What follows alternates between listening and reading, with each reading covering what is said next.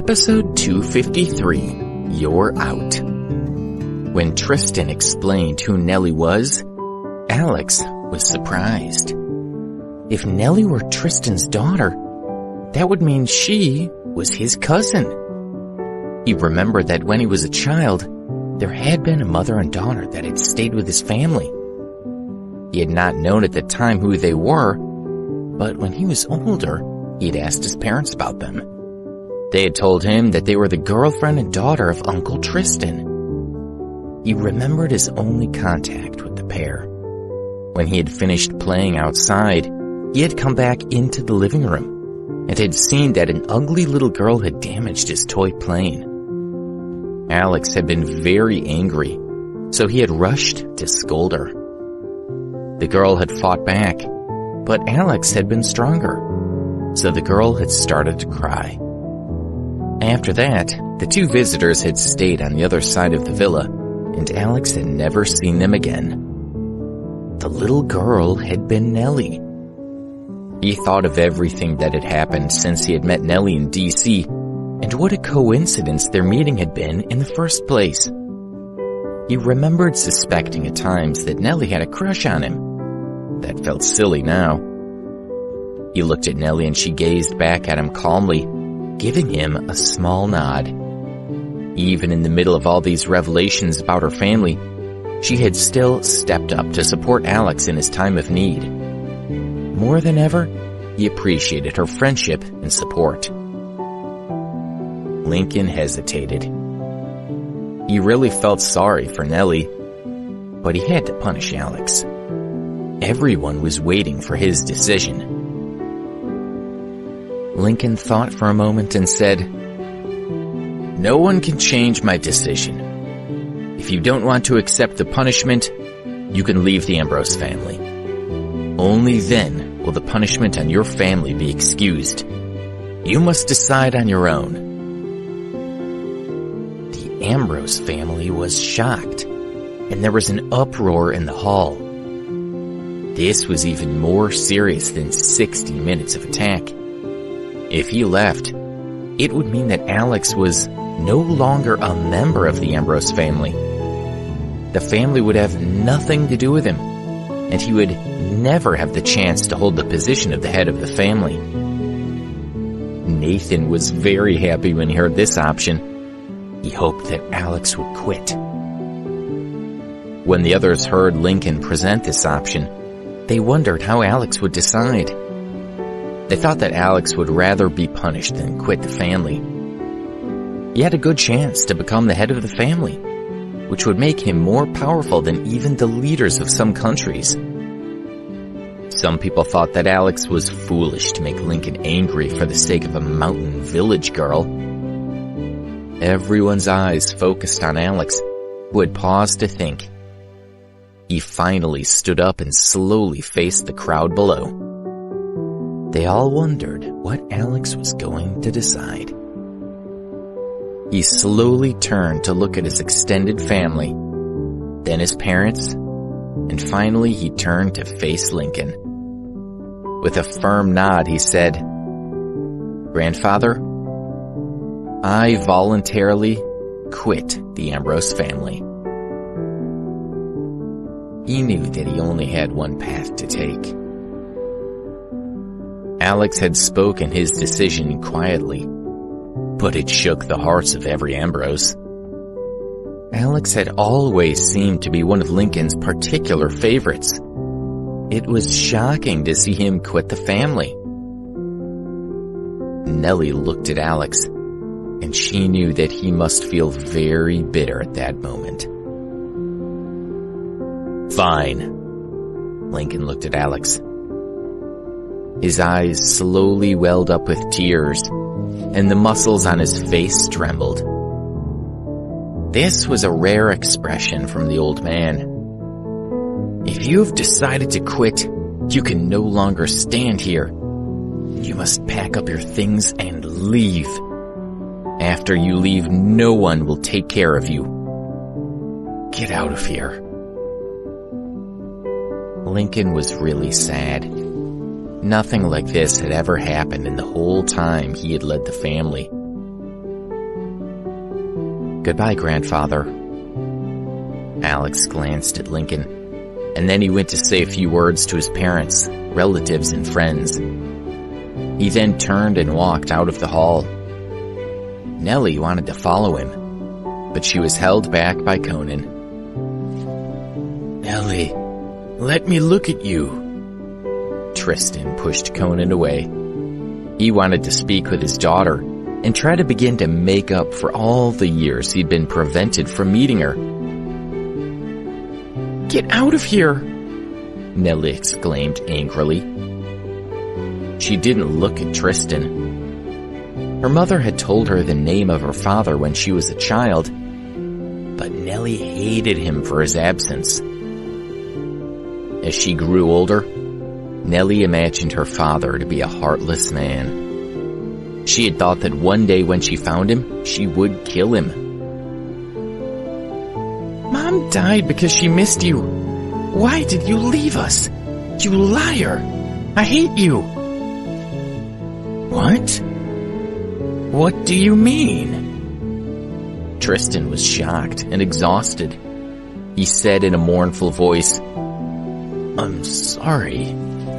I know I made you both suffer.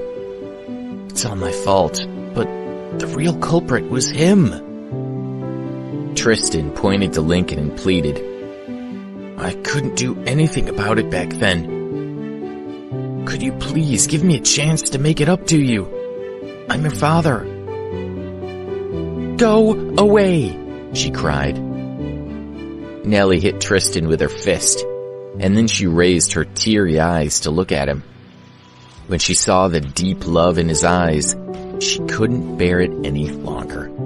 She threw herself into his arms and cried loudly. Why didn't you want us? We were so miserable in Brunei with you.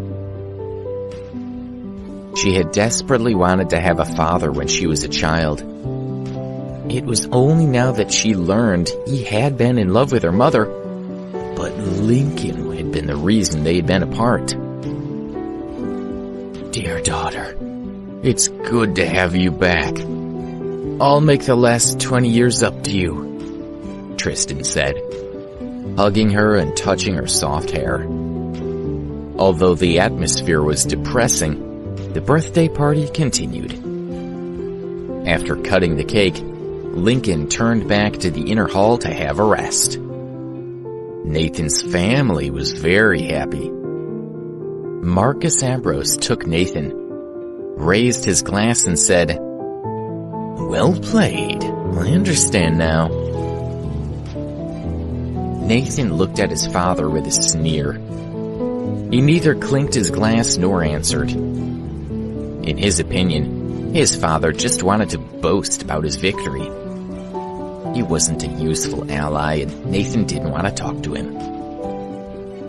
But Marcus did not take offense to his son's tacit rejection. He laughed awkwardly and took a sip from his glass alone. Husband, let's go see Gideon and Flora, Marian Ambrose said, smiling. Marian enjoyed comparing herself with Flora. Since Flora's son had been expelled from the family, how could Flora argue with her now? Marian and Marcus walked to Gideon's table with their glasses of wine. Marian said, Today's a good day. Let's toast it together. What are you talking about? Flora was on fire. Her son had been expelled from the family. Marian was deliberately humiliating her. What's the matter? I said it's a good day because it's Dad's birthday. Marian wasn't willing to be outdone. Flora looked at Marian angrily. Gideon gently hugged her and whispered in her ear, Don't be impulsive. If they caused any more trouble at the party, it would be very harmful to Lincoln. Marian smiled with pride. She sipped from her glass and said with a leisurely smile, I like Alex very much because he competes with Nathan, which makes my son become better. But I didn't expect Alex to have so many problems. I'm just grateful my son is still on the right track. Flora looked very unhappy at Marian's words. Marian, be reasonable. Alex can't be entirely blamed for this problem. You adults have some responsibility in it too. You should have taught him to prioritize his career over chasing some strange girl. Marcus laughed at Gideon. Thank you for reminding me, but no one knows what's going to happen until the last minute, do they? Gideon said. Although he was smiling, his heart felt mixed feelings. Are you hoping that Alex can come back to the Ambrose family someday? You should give up that fantasy. No one has ever returned to the family after a scandal like this. Marcus grinned casually, and then looked at Gideon and Flora. He continued with a wretched smile. But there's no harm in trying, I suppose. Maybe there's still a chance. Marcus and Marian just walked away smugly after they finished talking. Many family members gathered around Marcus and Marian. Before, they had been careful not to show too much preference to either Alex or Nathan. Since it was now clear that Nathan had the best chance of taking over the family, he naturally wanted to please them. Person after person toasted and flattered them. Marcus, what a son you've raised. Marian, you look beautiful today. By the way, don't you like jewelry? I bought a precious diamond in South Africa. I'll give it to you later. Nathan is really capable. He has handled several orders of more than $1 million in a row, which is much better than us. Gideon and Flora didn't go over to their table to toast them. Only Justin Ambrose, Ken Stokes, and the butler, Mark Stevens, sat with them to try and comfort them. Finally, the banquet ended. Flora dialed Alex's phone and learned that he was at the airport. She rushed out to meet him. Alex had been waiting at the airport for 2 hours. Because he was no longer a part of the family, he had to leave that evening. The Moon Girls accompanied him, so he wouldn't feel so lonely. Alexei! His mother finally arrived. When Flora saw Alex, she threw herself into his arms with tears streaming down her cheeks. You foolish boy! How could you do this? Flora criticized her son. If Alex had been smarter, they wouldn't be in this situation that day. Don't scold him now, Gideon said. Flora looked at her son with tears in her eyes and said, Oh, I am proud of you. I'm just sad at how this has all turned out. I know, but this is better than the other punishment, Alex joked. Although they couldn't laugh, their mood was a little calmer. Whether you're recognized by the rest of the family or not, you're still my brother. Justin gently patted Alex's shoulder. You're a good brother, Alex said with a faint smile.